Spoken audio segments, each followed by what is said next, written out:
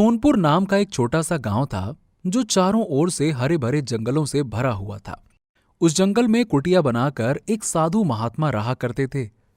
वो साधु कई तरह के जादू जानते थे। उनमें से एक साधु, जिनका नाम ऋषि मानस था, उनके पास एक जादुई कपड़ा था। वो अपने उस जादुई कपड़े से किसी भी तरह के कामों को चंद पलों में ही कर दिया करते थे। इसीलिए सोनपुर गांव के लोग उन्हें बहुत मानते थे। किसी को भी कोई समस्या हो रही हो तो वो उस जादुई कपड़ा वाले साधु बाबा के पास चले जाते थे। एक दिन गांव का साधारण सा किसान रमेश अपनी एक समस्या लेके आया। उसकी एक प्यारी सी गाय खो गई थी। उसी गाय के दूध से उसका गुजारा चलता था। उसके खोने से वो बहुत परेशान था। इसीलिए वो जादुई कपड़े वाले बाबा के पास आया।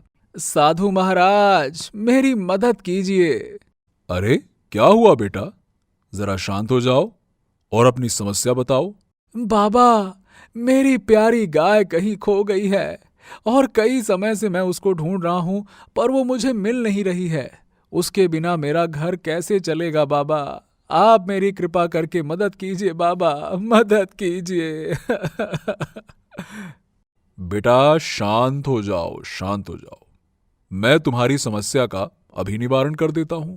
ऐसा कहते ही साधु महाराज अपने जादुई कपड़े को अपने हाथ पर रखते हैं और बोलते हैं, ए मेरे जादुई कपड़े, सुन मेरी बात को।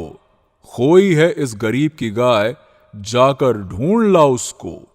ऐसा कहते ही जादुई कपड़ा एक पंछी का रूप ले लेता है और उड़ जाता है हवा में। वो दूर तक उड़ता है और ऊपर से उस गाय को तलाशता है। उसे वो गाय किसी पेड़ के नीचे बैठी नजर आती है। वो उसे देखकर वापस साधु महाराज के पास आ जाता है और इशारे से साधु महाराज को गाय के बारे में बताता है। ये सब देखकर वो किसान बहुत आश्चर्यचकित हो जाता है। जैसे ही जादुई कपड़ा साधु बाबा को गाय की जगह के बारे में बताता है तो बाबा कहते हैं,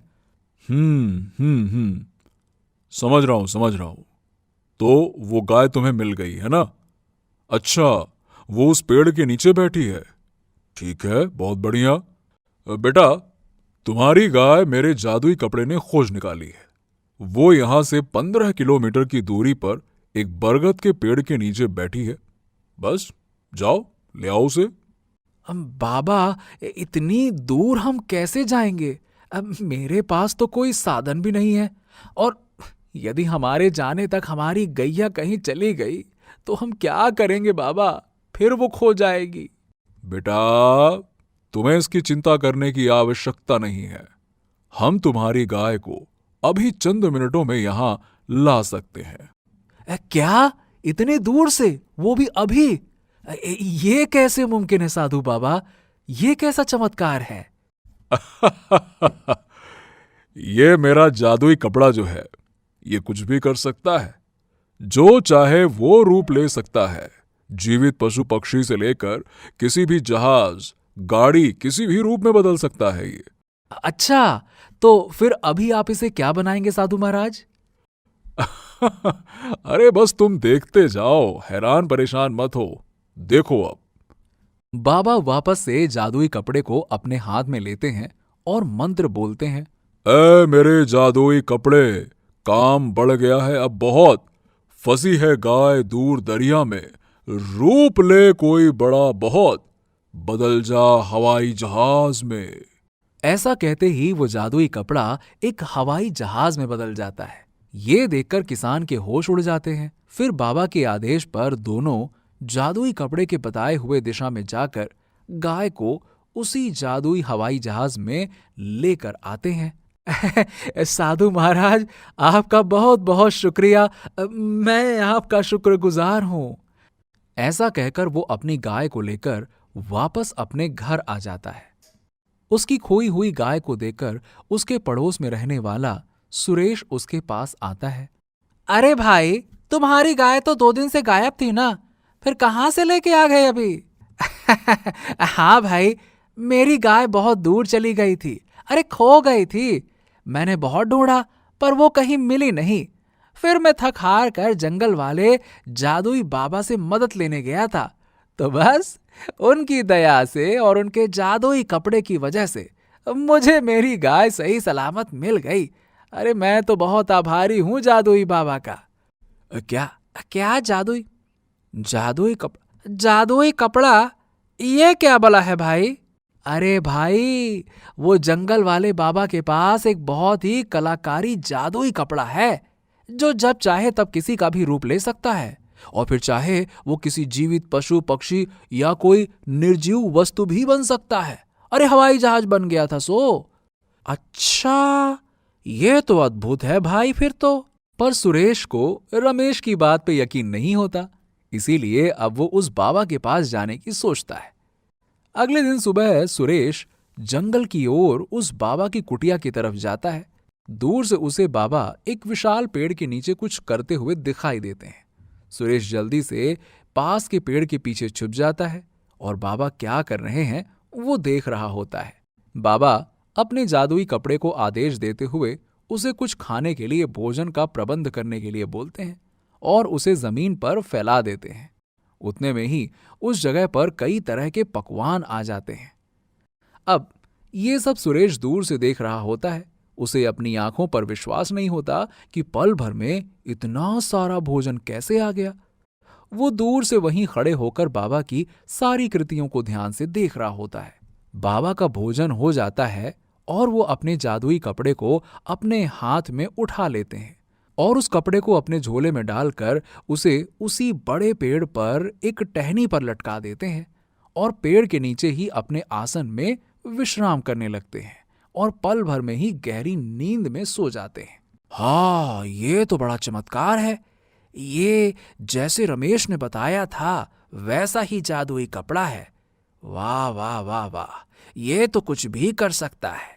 अगर ये जादुई कपड़ा मेरे पास आ जाए तो फिर तो मैं जो चाहे वो कर सकता हूँ। ये जितना चाहे उतना धन कमा सकता हूँ। ऐसे ही पैसों के ख्यालों में वो थोड़ी देर के लिए खो जाता है और ख्याल टूटने के बाद वो सोचता है, क्यों ना ये जादुई कपड़ा मैं चुरा लूं। एक बार ये जादुई कपड़ा मेरे पास आ गया तो मैं साधु को यहीं पर बंधक बना लूंगा और फिर ये जादुई कपड़ा हमेशा के लिए मेरा हो जाएगा। सुरेश वैसा ही करता है। वो देखता है कि साधु बाबा गहरी नींद में हैं, तो वो चुपके से साधु के बगल से दबे पांव जाता है और उस झोले को चुरा लेता है और वापस उस पेड़ के पास आ जाता है जिसके पीछे वो पहले छिपा था। वहां पर आकर वो उस झोले से जादुई कपड़े को निकालता है। जैसे ही जादुई कपड़े को उसका स्पर्श होता है वो तुरंत उसके हाथ से फिसल जाता है और उसको एक रस्सी बनकर लपेट लेता है और तुरंत बाबा के पास उसे लेकर जाता है। अरे अरे छोड़ो मुझे, अरे छोड़ो मुझे, छोड़ो। सुरेश की इस आवाज से बाबा की नींद खुल जाती है। बाबा की नींद खुलते ही वो अपने सामने सुरेश को देखते हैं जो ऊपर से नीचे तक रस्सी से जकड़ा हुआ है और खुद को छुड़ाने की कोशिश कर रहा है। अब ये देखकर बाबा को समझ में आता है कि ये जादुई कपड़े का कमाल है। वो सुरेश से पूछता है, कौन हो तुम और यहां क्यों आए हो?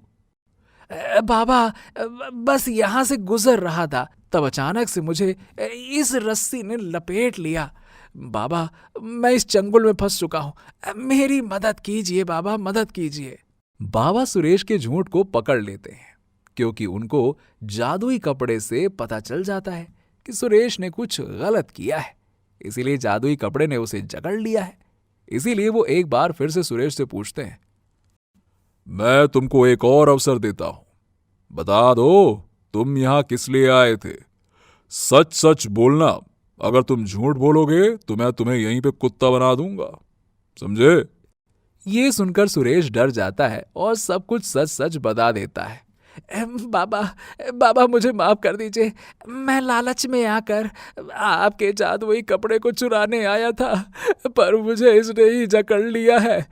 मेरा दम घुट रहा है बाबा, कृपया मेरी सहायता कीजिए, मैं कभी ऐसी मूर्खता नहीं करूंगा, बाबा माफ कर दीजिए। सुरेश का पश्चाताप देखकर बाबा जादुई कपड़े को आदेश देते हैं, ए मेरे जादुई कपड़े, हाथ जोड़कर है ये बंधन, माफ कर दे इस मानव को और तोड़ दे इसका बंधन। इतना कहते ही जादुई कपड़ा रस्सी से कपड़े में बदल जाता है और सुरेश को मुक्त कर देता है। सुरेश ये देखकर खुश हो जाता है और बाबा जी से क्षमा मांगकर वहां से अपने गांव की तरफ भाग जाता है। दोस्तों, अगर वीडियो पसंद आई हो तो वीडियो को लाइक एंड चैनल को सब्सक्राइब करना ना भूलें। मिलते हैं आपसे अगले वीडियो में।